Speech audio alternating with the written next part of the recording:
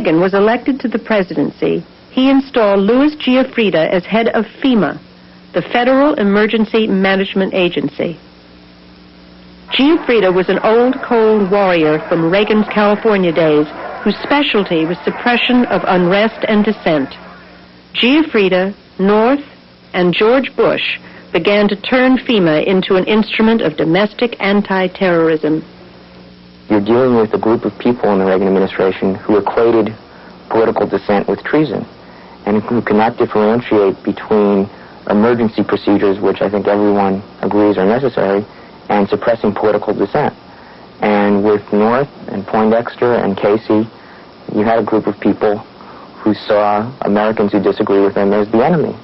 What they call a red or blue list. Those on the red list will be woken up at 4 a.m. and taken to the camps and probably killed. There's concentration camps.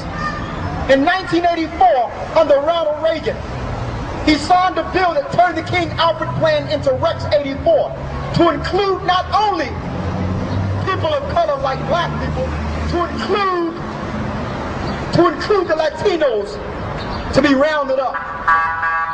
It's called Rex 84. Through Rex 84, they can turn their Navy and Army bases into concentration or prison camps. If you don't believe me, check out the Fort Dix camp in New Jersey. It's called Rex 84. This stuff is legislation, folks. We didn't make this up. Congress know about this. The Senate know about this. They haven't told you because if you knew, the whole earth, the whole America would be in a state of emergency right now. Civilian labor camps. Huh? They got civilian labor camps all throughout the U.S. The largest one is in Alaska. Yes. That's a fact. Yeah, I've seen one in Holton, Maine. I need you to say, come here, come on, man. Talk to me, brother. Come on. Yeah, man. I'm just say it. Say it again. He's right. Like, I lived in Maine, and then in Holton, Maine, it's a civilian labor camp. It's funded by the government. And basically it's this big fenced off area with like watchtowers in this field, and it's got this big building that looks like a prison. There's a checkpoint in the front, and they had military doing exercises, but there's like tractor trailer trucks with the back of them. They had like these boxes like with bars or whatnot, and they were doing drills, like pretending like, you know, there was people on the tractor trailer trucks running them off and like, you know, doing the whole, I don't know, drills. But they're training the military and everything. They have civilian labor camps. It's a fact. He's right. And I'm going to read it. Thank you, man. Civilian labor camp. They're not telling you anything. They're just filling you with the airways, and Satan is the principalities of the powers of the air. They're going to just continue to program you until they wake you up and make you go to your train stations. They're not telling you this. Your preachers are not telling you this. When they declare martial law, they will use your stepping, fetching preacher to guide you to the trains and tell you to follow your government. That's what's about to happen, man. And because you trust your preacher and think he's a man of God, you're going to follow him to your death. Christ spoke of these camps. Christ spoke of those that would follow him would have to go through persecution at the end. So we out here begging you, man, to understand and wake up, man. Begging you. We're going to lose so many people, brothers and sisters. You're going to find out your government is at war with you. They're at war with you. They're not looking for Al-Qaeda. You is Al-Qaeda. Thank you. They're at war with you, man. Here it is, they say they're chasing people with turbans, but yet now they're locking us up under terrorist legislation now, calling us terrorists now. They're not looking for people in turbans, man. We are the terrorists. There's more. The red list. Here's the people that are placed on red list. I know we're on the red list, but I'm going to read it. These people are the enemies of the New World Order. They are the leaders of patriot groups, outspoken ministers like us, outspoken talk show hosts, community leaders, outspoken and probably net leaders. These people will be dragged out of their homes at 4 a.m. and will be taken to FEMA detention centers and killed. Now don't say it can't happen, because after Jewish people can this happen. And like I said earlier, if they did this to their own, what you think they're going to do to you? It says here, this will take place approximately 2 weeks before martial law is enforced.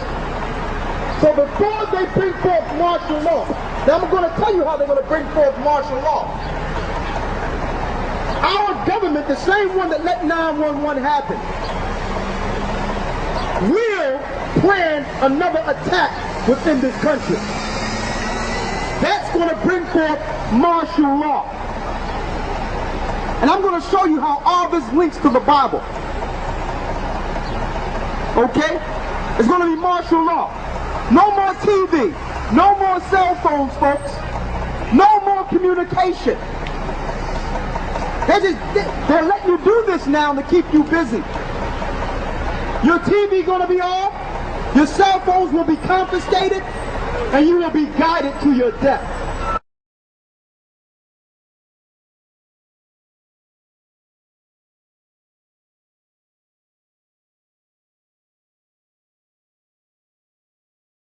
Go ahead. This is on another subject.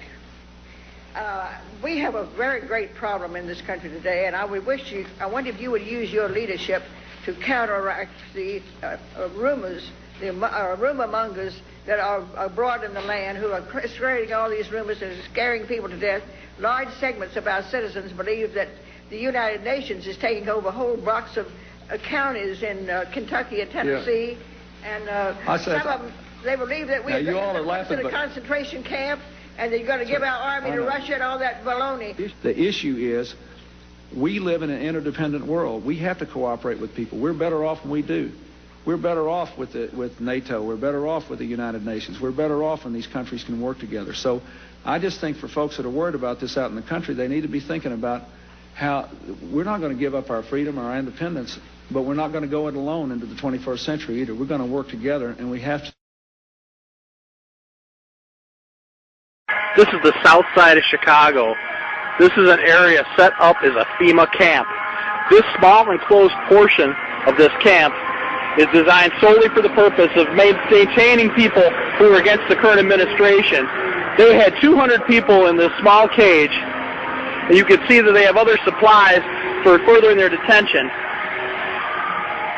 We have no idea how this is being done, kept away from the major media, but clearly it is.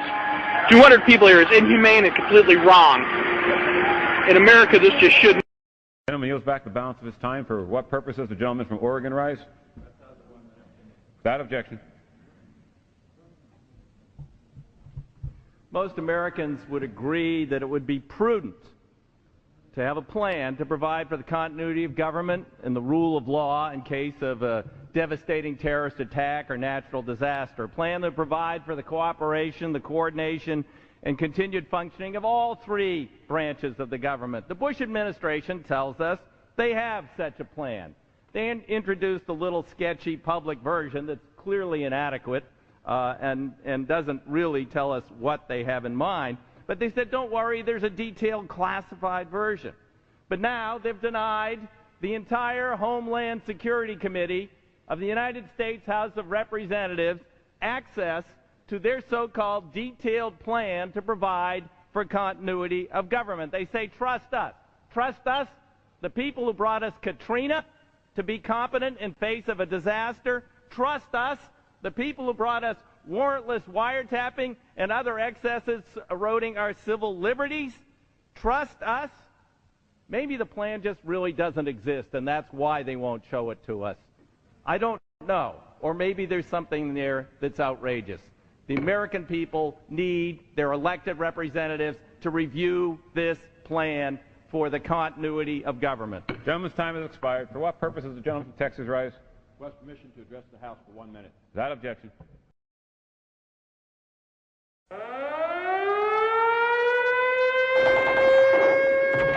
While I have no doubt that the NWO traitors at the CIA have their own list of people to round up and terminate, the actual proper agency behind the now infamous Red Blue lists is none other than FEMA Black Ops. FEMA is not here to primarily help you. Under a full state of martial law, FEMA is here to send you to their detention camps to sort out who shall live and who shall die. Those unfortunates whose names are found among the millions of fellow Americans on FEMA Red Blue lists will never come out of the FEMA camps alive, although they may have to go through hell before they are finally terminated. Such offenders are essentially deemed resistors of the New World Order, as my CIA and military insiders told me personally. Oh, all of us in the CIA know all about the concentration camps in America and their purpose. We all know that their purpose is to terminate resistors of the New World Order under martial law.